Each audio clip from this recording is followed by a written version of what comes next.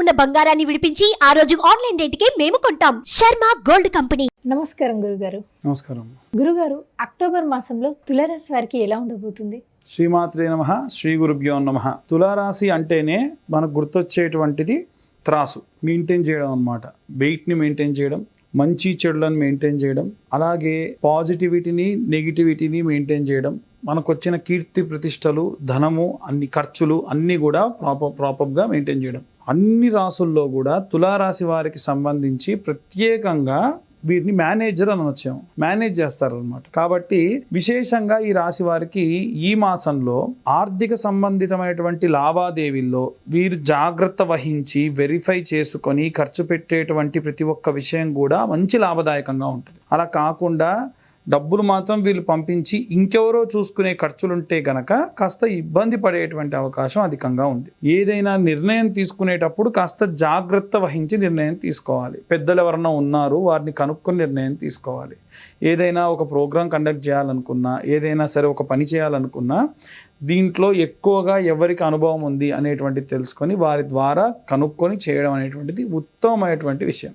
ఇక ప్రత్యేకంగా media, printing, చిన్న చిన్న వ్యవస్థల్లో ఉండేటువంటి వారి దగ్గర నుండి సినీ రంగాల వారికి ఉండేటువంటి వారందరూ కూడా వారు ప్రత్యేకమైనటువంటి జాగ్రత్తలు తీసుకోవడం మంచిది.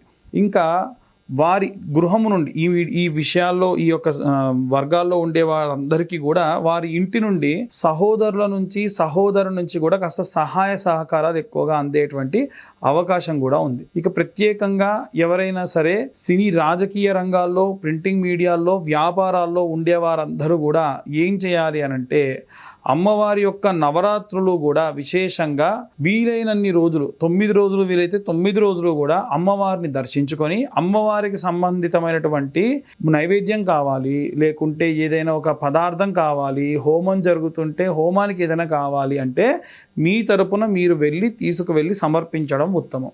ఇక ప్రత్యేకంగా ఈ రాశి వారిలో ఏవైనా సరే మనము తరచూ చూసేటువంటి విషయాలు ఏమిటి అంటే ఆరోగ్య సమస్యలు ఒకటి, ఆర్థిక సంబంధితమైనటువంటి విషయాలు ఒకటి. ఈ రాశి వారికి వెన్ను నొప్పికి సంబంధించిన ఇబ్బందులు కానీ, మోకాల సంబంధితమైనటువంటి నొప్పులు కానీ అధికంగా వచ్చేటువంటి అవకాశం ఉంది. వివాహం కోసం ఎదురు చూస్తున్న వాళ్ళు ఎవరైనా ఉంటే, ఏదైనా సంబంధం వచ్చి దానికి సంబంధించి ఆల్రెడీ వీరన్నీ తెలుసుకొని ఇక నిర్ణయం తీసుకోవడం ఒకటే ఆగి ఉంటే కనుక తొందరగా నిర్ణయం తీసుకోండి. ఏవైనా సరే నిర్ణయాన్ని ఆలస్యం చేస్తే వివాహం సంబంధించినటువంటి ఆలస్యం ఇంకా ఎక్కువ అవుతుంది. ఎందుకంటే గురువు అనుకూలంగా ఉన్నప్పుడు మాత్రమే వీరు ముందుకు వెళ్ళడం ఉత్తమం. కాబట్టి గురుబలం తగ్గినప్పుడు మీరు నిర్ణయం తీసుకున్నా అవ్వదు. అందుకే కొంతమందిని చూస్తే మనకి 24, 25, 26 సంవత్సరాల ప్రాయంలో అధికంగా సంబంధాలు వస్తాయి. అప్పుడు వీళ్ళు నెగ్లెక్ట్ చేస్తారు. ఎప్పుడైతే 30, 31 వస్తే ఎవరు వస్తే వాళ్ళు మాకు సంబంధం కావాలి, పెళ్లి కావాలి అని ఎక్కువగా చూస్తూ ఉంటారు. దయచేసి మీకు అవకాశం వచ్చినప్పుడు, అదృష్టం వచ్చినప్పుడు సద్వినియోగం చేసుకోండి. ముఖ్యంగా తులారాశి వారికి సంబంధించినటువంటి వారందరూ కూడా అధికంగా ఈ యొక్క నిర్ణయం తీసుకోండి. ఇక ప్రత్యేకంగా తులారాశి వారికి సంబంధించి ఏదైనా మంత్ర పఠనం చేయాలి అని అంటే నారాయణాయ విద్మహే వాసుదేవాయ ధీమహి తన్నో విష్ణు ప్రచోదయాత్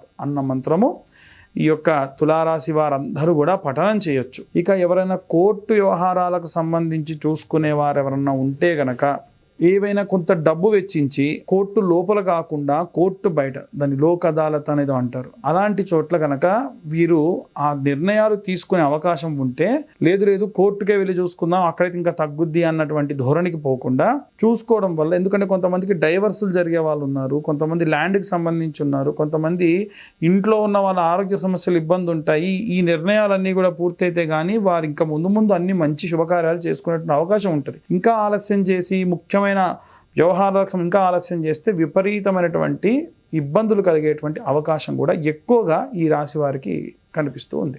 గురుగారు, ఈ రాశిలో ఉన్నవారు విదేశాల్లోకి వెళ్ళి చదువుకోవాలి, లేకపోతే అక్కడే సెటిల్ అవ్వాలి అని ఇలా వీసా అప్లై చేసుకున్న వాళ్ళ పరిస్థితి ఎలా ఉంటుంది? ప్రత్యేకంగా తులారాశి వారికి సంబంధించి ఎవరైనా సరే ఇంతకు మునిపే వీసా అప్లై చేసుకొని ఇప్పుడు టికెటింగ్ చేసుకొని వెళ్ళాలి అనుకుంటే వెళ్ళండి. ఇంతకు మునుపే అన్ని రకాలైనటువంటివన్నీ కూడా ఎంక్వైరీస్ అయిపోయినాయి, కాలేజ్లో సీట్ రావడం జరిగింది అనుకుంటే ఓకే. ఇప్పుడు ఎవరైనా అప్లై చేయాలి అనుకుంటే మటుకు వెళ్ళకుండా ఉండడం మంచిది. దూర ప్రయాణాలు చేసేవాళ్ళు విద్యకు సంబంధించి ఉద్యోగానికి సంబంధించి వెళ్ళే వాళ్ళు కాస్త ఆరోగ్య సమస్యలు కూడా వచ్చేటువంటి అవకాశం ఉంది. జాగ్రత్త వహించడం కూడా ఉత్తమం. ఇక ప్రత్యేకంగా ఏవైనా సరే దీపారాధనలు చేసుకునే వారందరి గురించి మనం చెప్పుకుంటున్నాం కాబట్టి విశేషంగా ఈ రాశి వారు కూడా విప్ప నూనెతోనే దీపారాధన చేసుకోవడం మంచిది. కానీ మనకు తామర ఒత్తులు అని దొరుకుతాయి బయట. ఆ తామర ఒత్తులతో దీపారాధన చేయడం వల్ల విశేషమైనటువంటి ప్రతిఫలం పొందుతారు. ఒత్తి ఖచ్చితంగా 3 ఒత్తులు కలిపినటువంటిది ఒక ఒత్తిగా మార్చి దీపారాధన చేయడం విశేషమైనటువంటి శ్రేష్టమైనటువంటి విషయం. గురూజీ, అక్టోబర్ మాసంలో వృశ్చిక రాశి వారిది ఎలా ఉండబోతుంది? శ్రీమాత్రే నమః, శ్రీ గురుభ్యో నమః. వృశ్చికము అంటేనే మనకి కాస్త స్థిరమైనటువంటి రాశి అని అర్థం.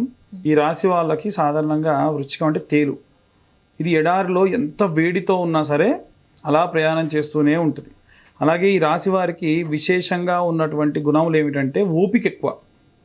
కానీ ఒక్కసారి బరస్ట్ అయ్యారనుకోండి విశేషమైనటువంటి కోపం వస్తుంది. కాబట్టి ఈ రాశివారు ఈ మాసంలో దయచేసి కోపాన్ని తగ్గించుకోవడం మంచిది. ఎప్పుడు ఉన్నటువంటి శాంత రూపంలోనే ఉండండి. అలాగే ఏవైనా పెట్టుబడులు ఆర్థిక సంబంధమైనటువంటి విషయాలకు వస్తే కాస్త మిశ్రమ ఫలితాలు కనిపిస్తున్నాయి. ఒకవైపు నుంచి లాభం వస్తే ఒకవైపు నుంచి ఖర్చు కూడా కనిపిస్తుంది. కాస్త జాగ్రత్త వహించండి. కుటుంబ సభ్యుల వైఖరిలో కాస్త మార్పులు వచ్చేటువంటి అవకాశం ఉంది. అలాగే మీ యొక్క అర్ధాంగిలో వచ్చినటువంటి బెటర్ హాఫ్, భార్య అయితే భర్తకి, భర్త అయితే భార్యకి వచ్చినటువంటి మార్పులు చూసి ఆశ్చర్యపోతారనమాట. ఇదేంటిది ఇంత బాగా మాట్లాడుతున్నారు, ఇంత బాగా నాకు టైం కేటాయిస్తున్నారు అని చెప్పి. ఎందుకు అంటే మనకు సాధారణంగా జాతకంలో ఎవ్వరికైనా సరే రాసులన్నీ కూడా మారుతూ ఉంటాయి. ముఖ్యంగా చంద్రుడు జరుగుతూ ఉంటాడు. అలాగే కొన్ని గ్రహాలు, స్థిరంగా ఉండే గ్రహాలు కూడా మారుతూ ఉంటాయి. ఆ జరిగేటువంటివి ప్రతి మాసం నుంచి మరొక మాసంలోకి వెళ్ళేటప్పుడు మారుతాయి. అందున కాలం నుంచి కాలంలోకి వెళ్ళేటప్పుడు కూడా మారుతాయి. ఇప్పుడు ఆశ్వీజ మాసం అంతా కూడా మనకు వర్షాల నుండి మనకు మారేటువంటిది ఏమిటి అంటే చలికాలానికి మారుతూ ఉంటుంది.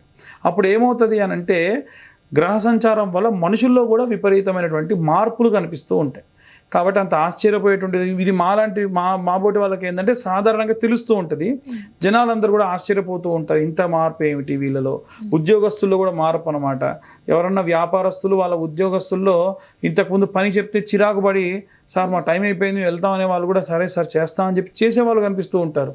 ఇలాంటివన్నీ కూడా ఎందుకు అనంటే ఇప్పుడు ఉన్నటువంటి వాతావరణ దృష్ట్యా కూడా వారిలో విపరీతమైనటువంటి మార్పులు కనిపిస్తూ ఉంటాయి. మీ యొక్క వ్యాపారాభివృద్ధికి సంబంధించి అసూయపడేటువంటి వారు అధికంగా ఉంటారు. ఎవరన్నా వ్యాపారం చేసే వాళ్ళు ఉంటే ఆ వ్యాపారానికి సంబంధించి అసూయపడే వాళ్ళు ఉంటారు. విద్యార్థులు కూడా ఎవరైనా చదువుకుంటే మేము చదివేసుకున్నాం, నాకు వచ్చేసింది, నాకు ఇన్ని మార్క్స్ వచ్చేసినాయి అని చెప్పకండి.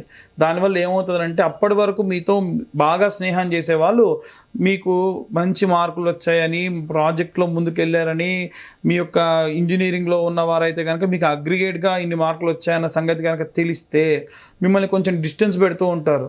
అంటే మాతో పాటు అన్ని రకాలుగా బయటికి వెళ్ళి తిరిగి చేసిన వాడు వీడికి మాత్రం మంచి మార్క్స్ వచ్చేసాయని చెప్పేసి వారు కొంచెం అసూయ ప్రకటించేటువంటి విషయం జరుగుతూ ఉంది. హామీలు ఇచ్చేటప్పుడు కాస్త జాగ్రత్త వహించి హామీలు ఇవ్వండి. నేను ఆ పని చేస్తా, నేను అక్కడికి వస్తా. ఏమవుతుందంటే ప్రాక్టికల్గా సమయానికి వచ్చేసరికి ఇబ్బందులు పడుతూ ఉంటారు. ఎందుకంటే సమయం కుదరక, వాతావరణం అనుకూలించక, ఇతరత్ర ఇంకా ఎన్నో రకాలైనటువంటి ఇబ్బందులు పడుతూ ఉంటారు. కాబట్టి ఈ రాశి వారందరూ కూడా ప్రత్యేకంగా ఏవైనా సరే మంత్ర పఠనం చేయాలి అనంటే ఏ మంత్రం చదువుకోవాలి అనంటే తత్పురుషాయ విద్మహే స్కందాయ ధీమహి లేదా తత్పురుషాయ విద్మహే దేవసేనాయ ధీమహి తన్నో సుబ్రహ్మణ్య ప్రచోదయాత్. సుబ్రహ్మణ్య ఆరాధన చాలా శ్రేష్టము. అమ్మవారి అవతారాల్లో కూడా స్కందమాత అమ్మవారి అవతారం ఉంటుంది. సుబ్రహ్మణ్యుని ఒళ్ళో కూర్చోబెట్టుకొని 6 తలలున్న పిల్లవాడిని ఒళ్ళో కూర్చోబెట్టుకొని 4 చేతులతోని ఆ బాబుని లాలిస్తూ ఉంటుంది తల్లి. ఈ అవతారం రోజున, స్కందమాత అమ్మవారి అవతారం రోజున నైవేద్యము, వస్త్రము, అమ్మవారికి ఏదన్నా చీర, కుంకుమార్చన, ఇవన్నీ విశేషమైనటువంటి ప్రతిఫలాలు ఈ రాశి వారికి ఈ మాసంలో మనకు కనిపిస్తూ ఉంది. గురుగారు, ఈ రాశి వారికి ఆరోగ్యపరంగా ఎలా ఉంటుంది? ఆరోగ్యపరమైనటువంటి విషయాల్లో కూడా కాస్త బాగానే ఉందని చెప్పాలి. గత ముందు ఉన్నటువంటి నెలలో వచ్చేటువంటి నెలలో బాగానే ఉంది, కానీ ఇంట్లో ఉన్న వారికి సంబంధించి ఆరోగ్య సమస్యల వల్ల వీళ్ళు ఇబ్బంది పడే అవకాశం ఉంది. నిద్రలేమితనం అంటే పిల్లలు లేచి ఏడుస్తూ ఉండడం వల్ల వీళ్ళకి నిద్ర లేకపోవడం లాంటివి చిన్న పిల్లల తల్లిదండ్రులు ఎక్కువ ఇబ్బంది పడుతూ ఉంటారు. కాస్త జాగ్రత్త వహించండి. ఇంతే తప్ప వారికి పర్సనల్గా ఆరోగ్య సమస్యలు మాత్రం అంతగా ఏమి కూడా మనకు గోచరించడం లేదు. గురుగారు, మరి వీరికి మరింత మెరుగైన ఫలితాలు రావడానికి ఎలాంటి పరిహారాలు చేసుకోవచ్చు? ప్రత్యేకంగా ఈ రాశి వారు కొన్ని దీపారాధనలు ఇప్పటివరకు మనం చెబుతున్నట్టుగా మనకు ఇంతకు ముందు నేను చెప్పినటువంటి నువ్వుల నూనె విధానం ఏదైతే ఉందో అది, అంటే కొబ్బరి నూనెలో నువ్వులు వేసి కాస్త మరిగించి దాన్ని మిక్సీ చేసి వడగట్టి దాంట్లో కొంచెం ఆవు నెయ్యి కూడా కలిపి వాటితో దీపారాధన చేయాలి. వీరు దీపారాధన చేసేటప్పుడు వీలైనంత వరకు, అంటే సుబ్రహ్మణ్యేశ్వర స్వామి లోహములన్నితో కలిపి పుట్టాడు కాబట్టి ఆయన యొక్క రాశి ఈ రాశి వారికి సంబంధించి రాష్ట్రాధిపతి కాబట్టి ఇత్తడి పాత్రలో, అంటే కేవలం ఒక దీప ప్రమిద ఎలా ఉంటుంది మనకు ఒక పక్కంతా కొసు అంతా కూడా బయటికి వచ్చేసి మిగిలిందంతా ఎలా ఉంటుందో అలా ఉన్నటువంటి ఇత్తడి పాత్రలో ఇప్పుడు నేను చెప్పినటువంటి తైలం వేసి దీపారాధన చేయడం మంచిది. ఇలా చేయడం వల్ల విశేషమైనటువంటి ప్రతిఫలాలు ఈ రాశివారు ఈ మాసంలో పొందుతారు. చాలా చక్కటి సమాచారాన్ని మా ప్రేక్షకులకు అందజేశారు గురుజీ. ధన్యవాదాలు. ధన్యవాదాలండి.